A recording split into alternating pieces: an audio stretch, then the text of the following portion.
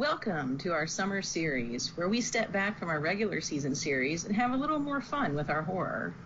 Last summer, we did our summer of sci-fi, so this time we thought we would summer sci-fi harder and take a dive into some summer blockbuster favorites. Our pick for this episode is Jaws. So sit back, relax, and buckle up, because we're going to need a bigger boat. This is the No Fear Podcast. We know what scares you. I'm Matt. I'm Mel. And I'm Lisa. And this is the No Fear Cast, the podcast where we dissect horror and all the things that scare us. All right, so as Mel mentioned in our introduction, we are talking Jaws, the 1975 film directed by Steven Spielberg and based on the Peter Benchley novel of the same name.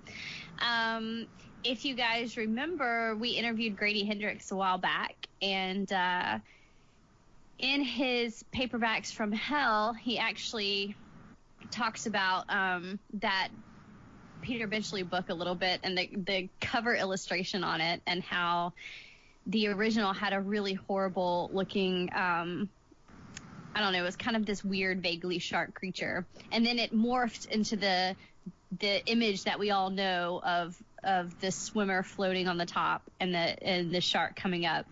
But we are talking about Jaws, the film, and despite having shark problems in both, I guess, the novel cover and the movie, with the mechanical shark, it became what I guess is now called the first proper summer blockbuster. So yeah, I was so glad we got to rewatch this. I don't know, this is a favorite film of mine. What about you guys? Love it. It's a great movie. It's hard not to like. Yeah, it is really good. I mean, my first experience with Jaws was kind of a traumatizing one, as I guess a lot of people have. When I was a child, it happened to be on the television when I wandered into the living room, and so I saw that beginning where the woman is attacked, and it pretty much put me off of thinking that oceans were fun places to be. And so Jaws became one of those movies that would be on television. I'd be flipping through channels, and so I saw the beginning, like 10 times or more, and the end a bunch of times, in the middle a bunch of times. So it wasn't until later in my life when I sat down and watched the whole thing. And rewatching it for this episode just reminded me of how good it is. It's just a great summer film. It's scary. It kind of, the withholding of the shark, it did a lot for it, I think, in making it scary. And this is a really cool movie. Yeah, my family used to do a summer vacation to Florida for, almost about a week or so every summer. And I know that after seeing Jaws for the first time, I was a lot more reticent to get into the water. And there were definitely several times that we actually saw dolphins out there in the water from the beach, and dolphin fins and shark fins look remarkably similar if you're 11 years old and have recently seen Jaws. So that's all I'm going to say about that. Well, it's a scary movie. Like, we just need to put that out there. It is a scary movie. I don't think I actually saw it when I was a child. I think I just remember hearing people talking about it and seeing the posters and the VHS covers, like in Blockbuster.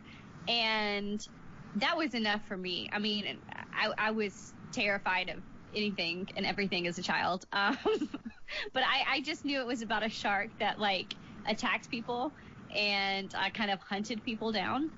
And that was enough for me to know that it was a frightening movie. But when I finally did see it, yeah, it is scary. And what's funny is that rewatching it, like, I've seen it so many times now, especially as an adult. And so I feel like I know what's happening as I watch it, and it still gets me. Like that shot where Hooper is going down into the water and he finds the shipwrecked boat or whatever, and he swims up to it, and then there's that decapitated head that comes out. I think it's like missing an eyeball, and that kind of floats up, into the window. Every time I know that's coming, and I still jump out of my skin when I watch it. Like that, and I know it's kind of, it's what I guess you would consider a jump scare, and so I know a lot of horror fans kind of find that, I don't know, maybe a little like a cheap trick, but it still terrifies me, and it makes my body feel like electrified when I watch it. And like I said, even though I've seen it numerous times now, and I think that says something about Jaws as a film, particularly as a horror film, is that you can watch it so many times and still find it terrifying. And that's why it ends up on so many of these like scariest movies of all times list that will circulate every once in a while. You'll always see Jaws on there because it's terrifying. And it's terrifying in a way that still holds up today. We're recording this in July of 2018, and this is a movie that came out 40 years ago, basically, which is a really weird thing to say because the 70s don't feel like they're that long ago. But for something to hold up and still be that scary, a lot of horror movies from that era or older just don't live up, or even stuff from the 90s. Go back and watch some of the horror movies from there, and they're not that scary by comparison. So they did something right in terms of making a movie with longevity for the horror as well.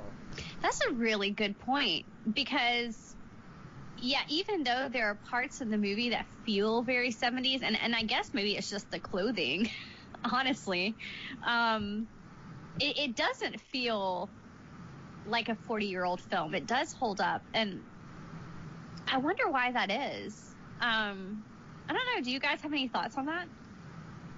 I'm wondering if it's because the special effects were kind of kept to a minimum because of the problems that they had with the shark machine. There's long periods of the film, like over half the film, where you don't even see the shark at all. And Spielberg kind of created the idea of using the yellow barrels just on the fly as a way to shoot some scenes that had the shark in them without using the shark machine or the whatever it was, the mechanical shark. And so I'm wondering if it's that Alfred Hitchcock type suggestion of the shark that allows us to kind of imagine in our minds what's going on, and maybe helps with that timeless feel. Because I don't know, it feels like if you see really super outdated special effects or whatever, it ruins the kind of creepiness or the scare factor, as opposed to if you just kind of in that Hitchcockian way suggest something creepy, that never goes out of style, right? You can watch that movie at any time and think about the depths under the ocean and what could be there and what could happen, and that kind of fear of the unknown takes over. I 100% agree with you on that. And maybe this is just me bringing my own biases into this, but I've always found the sort of movies where you don't see as much of the monster or whatever it is to be much scarier than the monster features. Especially now that I'm not a kid anymore. Jason and Freddy Krueger scared me when I was 12, but now it's like the Blair Witch Project, where most of the horror is unseen, or Jaws, where the shark is off camera, and it's up to your imagination to fill in those gaps. And man, my imagination is so much worse than anything that they could actually show me. So yeah. Well, you guys have kind of alluded to it, but the problems that they did have with the shark, apparently the mechanical shark that they used kept breaking, and they called the movie Flaws, kind of as a joke as they were making it. And you're right. They had to learn to kind of shoot around it and only show the parts, I guess, that were working at the time, because they were getting so frustrated at how long the shoot was going. And I should add here that Steven Spielberg, I didn't know this until I looked it up for this episode, that he was 28 at the time that he filmed this. So, a relatively young and new director trying to make a film of this scope, that's pretty phenomenal. but then to be able to work around the problems with the shark. And Mel, you talked about a scene with the three yellow barrels that I want to talk about for just a minute, because I think that really illustrates what we've been talking about with the suspense and the only showing what you need to show. Because there's that scene where you see the yellow barrels, and they're attached to the shark, to Jaws at that point, and they're going just very quickly towards the boat. And I can't remember which character it was, but says something like, "Oh, no shark will be able to pull all three barrels," and he's doing it. The shark is, and all of a sudden, so first you recognize the power of this shark that seems unusual at best, but maybe even supernatural. This kind of like sea creature that's beyond anything they've ever seen before. So that lends to the terror of it. But then I think that real Hitchcockian, Mel, I think that's what you called it, the Hitchcockian terror hits when you're watching the three barrels and then suddenly they disappear. Because then it's the moment where you're like, oh, well, the monster was coming towards us, but now we don't know where the monster is. And that, to me, is like the pure horror of almost any monster movie, is where, number one, you recognize how powerful the being is, and then number two, you immediately don't know where it is. It could be anywhere, and it's coming after us. And oh my gosh, that's just good storytelling. Oh, it really is. And I think that reminds me, the last time we recorded this, I remember, Lisa, I mentioned that this watching of Jaws reminded me a lot of Hitchcock's The Birds. And that idea of like, oh, no shark can pull three barrels down, and then he does, I think lends to the idea, just like you were saying, like there's almost, I read a review where they were like, oh my gosh, it's almost like this shark is satanic or something, like it hunts people and it zooms in on certain people and it does all these things that normal sharks don't do. It's bigger than normal sharks. It doesn't display normal shark behavior. And that's one of the things that we've talked about in this podcast before that terrifies us, is when things that we think we scientifically understand, like even Hooper, the scientist who comes along, can't quite understand, can't quite explain all of Jaws's behavior, because Jaws is weird, right? Like we don't understand the depths of the oceans and what's down there. We think we understand how sharks work, but the horror is when things that we think we understand or see start doing crazy things that don't make sense. And one of the most horrifying parts of Hitchcock's The Birds is when the ornithologist starts explaining how birds really act scientifically, and how what the outsider is describing as seeing birds attacking people could never happen. And then of course in the very next scene, all the birds of different types come and destroy the town, and you have the people even more terrified because they just had an expert, quote unquote, explain to them what those animals actually do, and they're doing something completely unpredictable and crazy. And I think Jaws starts as, oh, there's a shark getting swimmers off the side of the coast, let's all run away and not swim there. And it goes so much further into this like almost like revenge movie with this shark after these particular people and displaying these types of behavior that just don't seem right or real. But we go with it because we're like, oh, this is crazy, this is scary. What if something like this happened? And it kind of pulls you along, I think, as the viewer. But I really do think that that's a good comparison, Mel, when you compare it to Hitchcock's The Birds, because you can look at that as, oh, well, these movies are just a typical man versus nature conflict, and that's the story that's being built out of it, kind of a Moby Dick type story. But really it's not, because just like in The Birds and with Jaws, you're not dealing with normal nature. You're dealing with something that's above and beyond what is normal, which is the exact definition of supernatural, right? It's something that's outside of nature or above nature or beyond nature, something that's outside of what we understand with the natural world. And that's what you get here. And so essentially this is a To me, this is a supernatural monster story. It's just told in a very believable way. And it's built upon those natural fears that we have of the unknown, and what we think we know. So we mentioned at the beginning of this episode that the absolute terror of something like the ocean.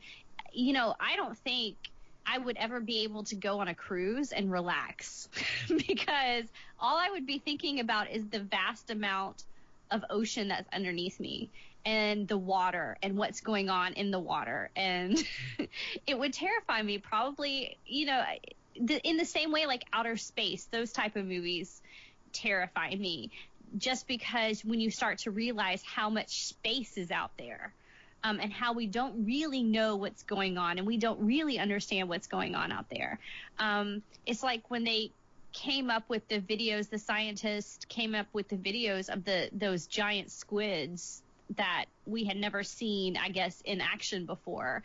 And I mean, they're terrifying to look at because they look like something straight from a Lovecraft story. But that wasn't what was so terrifying. What was so terrifying to me was that something that large existed that we had never seen alive. Yeah, it was only 2 years ago they got the video. Right. You feel like there's nothing in this world left to conquer. There's nothing in this world left to explore, but there is. There's so much in the oceans that we don't understand. I mean, just a couple of weeks ago, over the 4th of July, my husband went into the ocean. I was laying on the beach reading a book, enjoying myself, and he comes running out because he'd been stung by a jellyfish. And I was just like, well, that's it. I'm not stepping foot in that ocean today. And I didn't. I think I stayed out for like 2 days because I was just like, I asked him, I said, well, did you see it out there? And he said, no, I felt it. And I said, well, did you see it after it stung you? And he said, no. And just that, that not being able to know what is around you. And Jaws does that. But then even as you said, Mel, they bring in the experts and you have the characters. You kind of have you have Hooper and you have Quint who are foils for each other in a lot of ways, but they're both experts. They're both experts in the ocean. They're experts in sharks, and they still don't know what to do with this monster. And so that adds a whole other level of terror and suspense, because what do you do when your expert I mean, that would be like writing Dracula and having Van Helsing say, well, I don't know what to do. Sorry, guys. It's scary. This vampire is just too tough. I can't do this. Right. I've never seen a vampire act this way. Well, we're talking a lot about this movie like it's a horror movie or like it's, maybe suspense. But, I've been surprised that a lot of people have fought me when I've said that Jaws is a horror movie. A lot of people don't characterize it or put it into that genre. What do you guys think? Absolutely, like unquestioningly. Well, I have issues with using the term suspense anyway, because suspense is just using elements and tropes from horror, just not going as far as horror goes, typically. That or it's about a serial killer. So it's like either of those two things. So yeah, I personally would say Jaws absolutely is a horror movie. And I mean, it's not a horror movie in the traditional sense, the way that I think a lot of people think of it, mainstream wise, I guess. But I mean, it scares you. It's horror. I mean, yeah, I agree. I feel like, and I think we've had this discussion before on the podcast, but people like to reduce horror to certain tropes that they think that's a horror movie, and they don't really think about, genre bending or the fact that things can have horrific elements, or even think about different types of horror, right? I mean, I think a lot of what we've been talking about is Lovecraft's fear of the unknown, which people would think of as horror. You have as you were saying, Lisa, the man against nature, but it's almost like supernatural nature. It's more than we can understand. Like, these are aspects of horror, even if they're not packaged maybe in a way that people would typically see horror as being. I mean, in some ways, Jaws is like a angry monster movie, and that in itself is horror, right? Like the creature unleashed is a creature we can't understand. Yeah, and this may be getting off topic, so I'll try not to get too off topic. But when I've talked to people before about the difference between, like, say, horror and suspense, they'll say, oh, well, horror has a supernatural element, which always baffles me because I can think of a lot of horror that has no supernatural element. Or they'll say, or horror has some type of serial killer. But then you look at Jaws and you think, well, that kind of checks both of those boxes. Mm-hmm. I mean, he is, in a sense, a supernatural serial killer.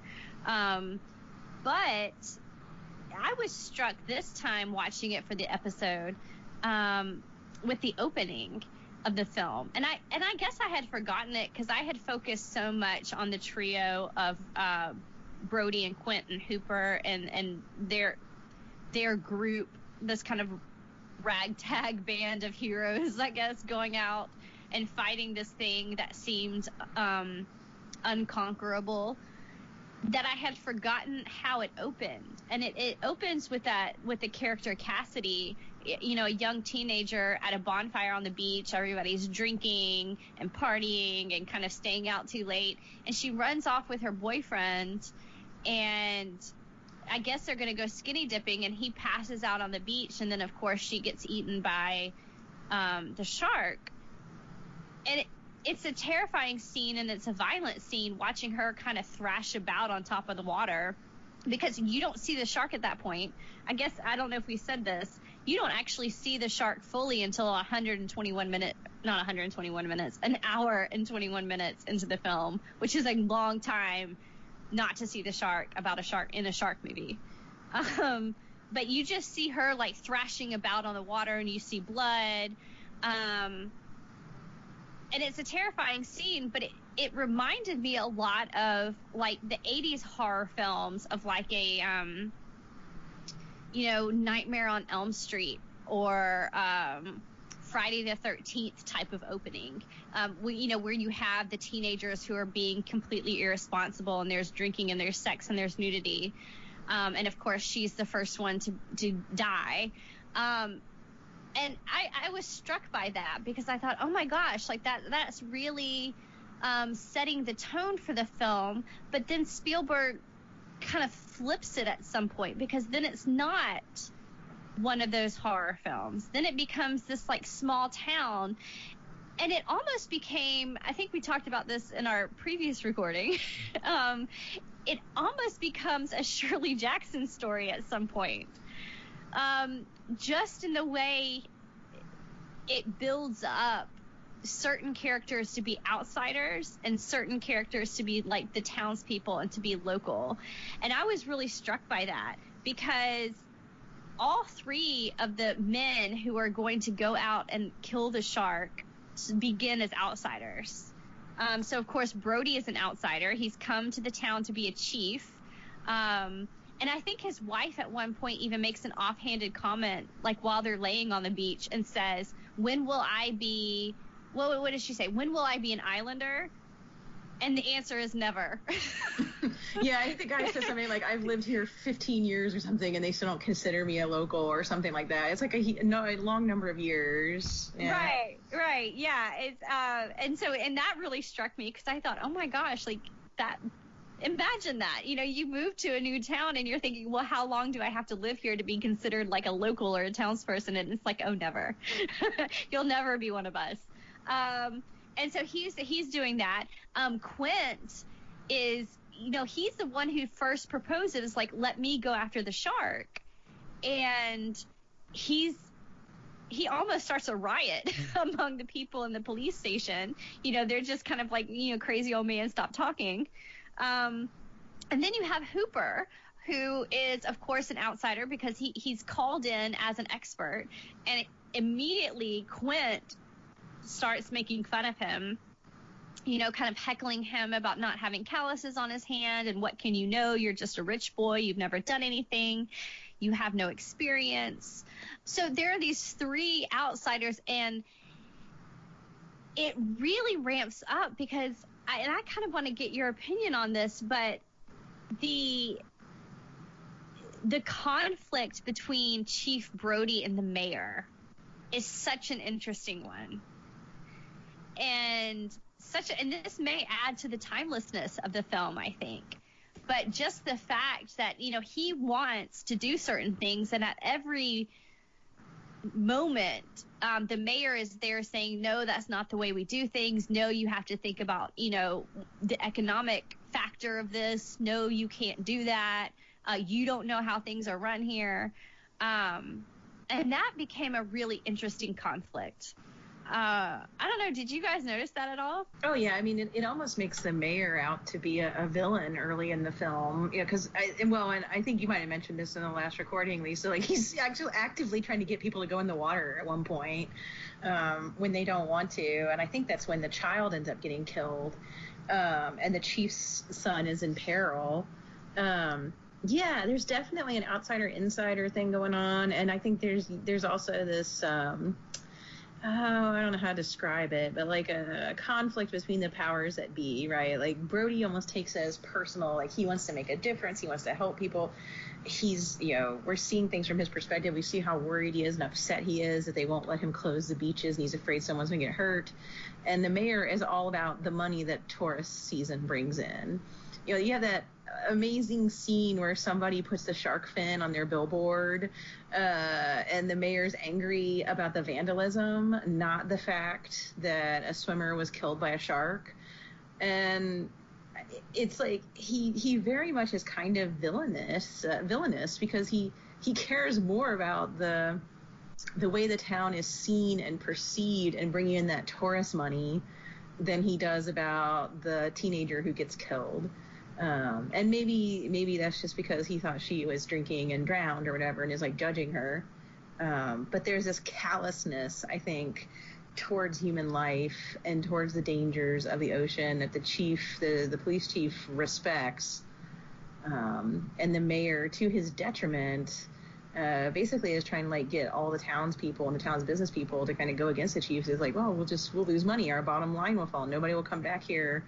No tourists will come back. And I think that's kind of emphasized by that just heart-wrenching scene where they catch the wrong shark and the mother of the child that was killed comes and slaps Brody because she finds out that they could have had the beach closed and they didn't, which is actually the mayor's fault. And that scene is so poignant because at that moment you realize that Brody's point of view, which I think we already realize because we're human beings and we have empathy, but the movie like emphasizes that it's saving the people, not the kind of people cheering that they got the shark, not the callous, we need to bring in the tourist dollars. That it's actually this kind of life and death thing that it is. And Brody, I think, by going on the mission, is kind of trying to represent those, I don't know, common people or whatever that are being hurt by the shark, whereas the government won't protect them or won't help them or care.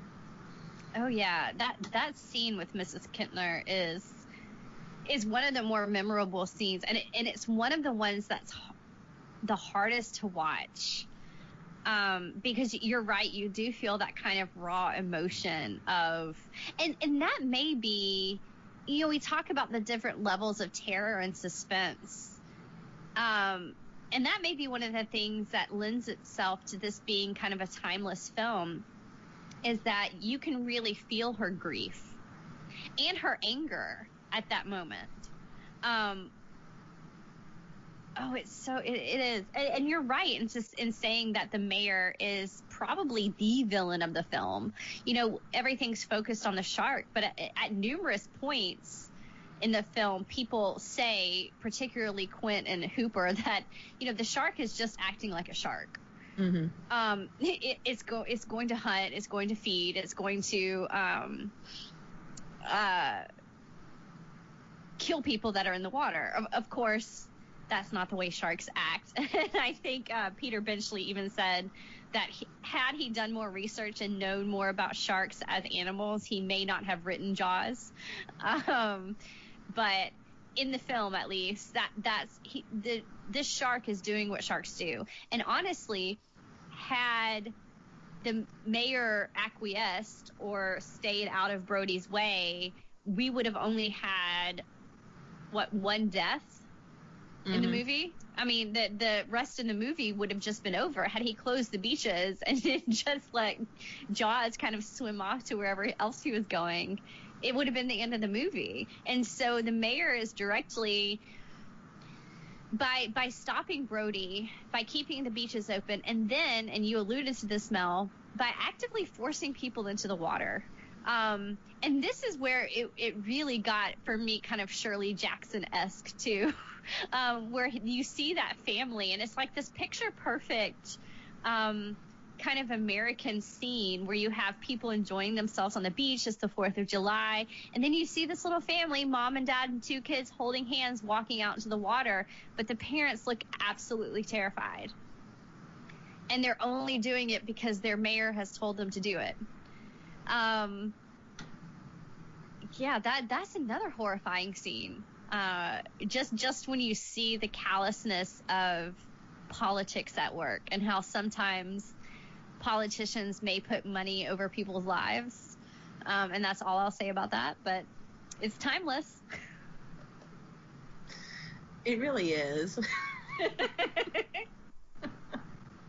I was just going to say, this is just a fun fact more than anything else, but you were talking, Lisa, about how sharks don't typically just like troll around looking for people to eat. There's usually something else going on.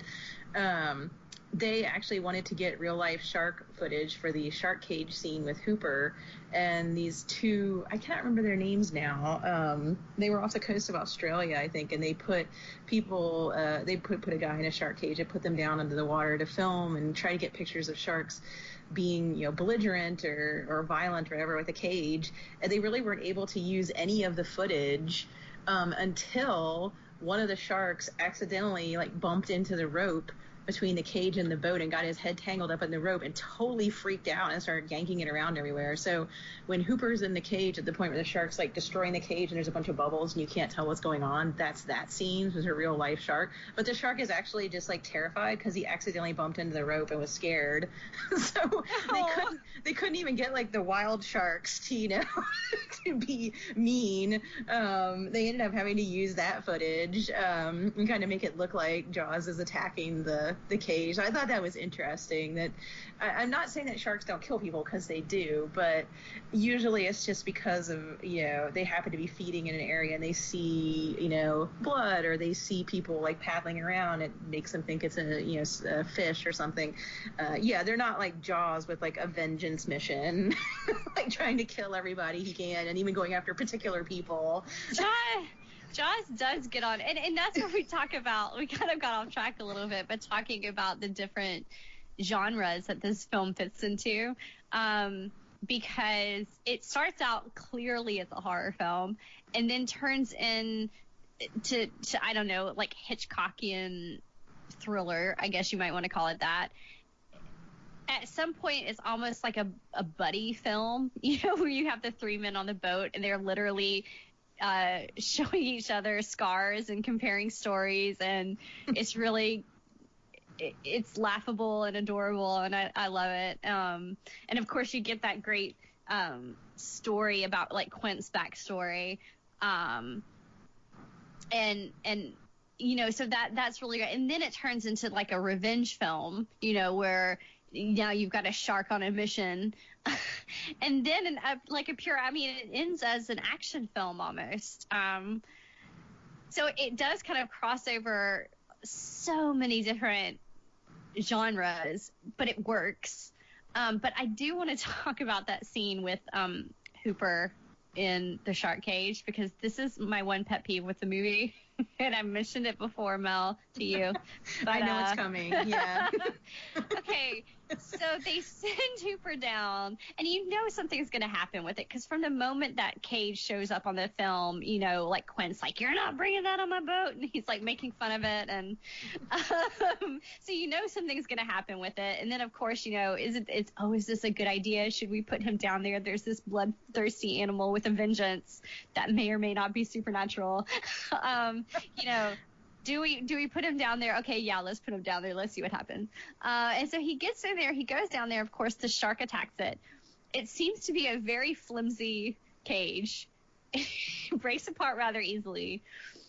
And then we don't really see Hooper after that. He kind of swims away. He hides in a little cave thing. We see it's very brief.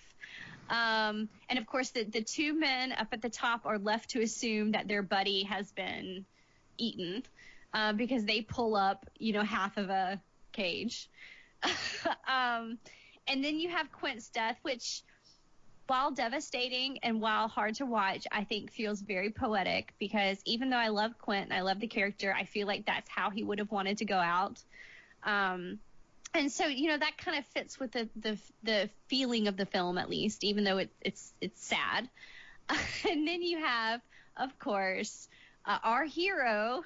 You have Brody blowing up everything and it turning into a big action movie. But this is what bugs me is after, and it's very tense, at least for me, every time I watch the scene of Brody trying to shoot the shark, and trying to shoot to make the explosion happen. Because you see him miss several times and you see the shark getting very close. Every time I think, oh my gosh, is he going to do it? And every time he does it, and I'm happy and I feel relieved. And then there's Hooper, who pops up out of the water with a big grin on his face. And I'm thinking, what a time to come up, Hooper. Could you not have come up a little bit earlier and helped your buddy Brody out? Hey, he knows what's what. He's a scientist. It just feels odd. Like, that whole scene feels odd to me. Like, if he had died down there, I would have understood. I would have been like, oh, that would have been like Quint's death. It would have been, he died fighting to save this town. And it makes sense to me that Brody survives, because really the whole movie of Jaws is his story. He's the one who has the mission. He's the one who wants to make a difference. He gives that whole speech about why he left New York City. He wants to help people, and this is the way he can make an impact. He can make a difference. He can save his city or his little island. And he's going to do it, and he does it by the end. So it makes sense that he does it, and he kind of does it alone. I just don't know why they have Smiling Hooper popping up, and I'm glad he doesn't die. I mean, I like his character, but it just bugs me just a little bit. Okay, I have two speculations about this. I think I aired one of them in our last recording, but the other one I was actually thinking about this afterward. So one is, I'm wondering if, because I have not read the book, but I'm pretty sure that in the book, Hooper has an affair, right, with the sheriff's wife. Yeah, that's one of the things they changed. And they changed that. Yeah. So maybe when they changed it, they decided that he should survive. If you think of it as like, I don't know, like a poetic justice kind of thing. The other thing, and this is what I lean toward, is Hooper and Brody were the bros, like the buddies, the pals, right? Like, Hooper supported Brody. They became friends really quick in the movie. And they kept that. They took the affair out and they kept them being these buddies. I felt like they bonded sooner and maybe even more than when Quint was thrown into the mix. And so maybe that's why, because you have the two buddies, the scientist and the man who, finally killed the shark or whatever, swimming back to the island. I don't know that I can justify it, but I'm wondering if that's why. I mean, it makes sense, I guess, from an adaptation standpoint, because he does die in the book. It feels like he dies in the book because he's being punished for having the affair. And I'm glad that they took it out, because it was a whole, convoluted backstory, and I don't know. I like the wife much better in the movie than in the book. But yeah, they're great characters in the movie. I mean, just to have... Again, if he's going to be his buddy, why not have him show up just a few minutes earlier and help him fight? But then Brody wouldn't have killed it by himself and stood up to his fear of water and all that, right? I mean, if it's Brody's hero quest, then Hooper popping up and sciencing it wouldn't work. And I mean, I guess, if you're looking at it from, the great archetype standpoint, if if he's the hero and Hooper is just the helper, then yeah, he does have to do it alone. But usually the helper dies. I mean, going all the way back to the Epic of Gilgamesh, that's what's true. happened. The helper dies. So even from that standpoint, it's just kind of, I guess from a storytelling point of view, it just bugs me. I don't know. Matt, can you convince me otherwise? No, because I tend to agree with you. I mean, I get from the storyteller's perspective that maybe it's to help alleviate the tension at the end and kind of give it that happy ending and closure and all of that. But no, it doesn't land right for me either. Yeah, I actually laugh when Hooper pops up at the end. It just totally derails everything. It's like, oh yeah, I was watching from this cave. Right. Good, I'm glad you lived, Oh.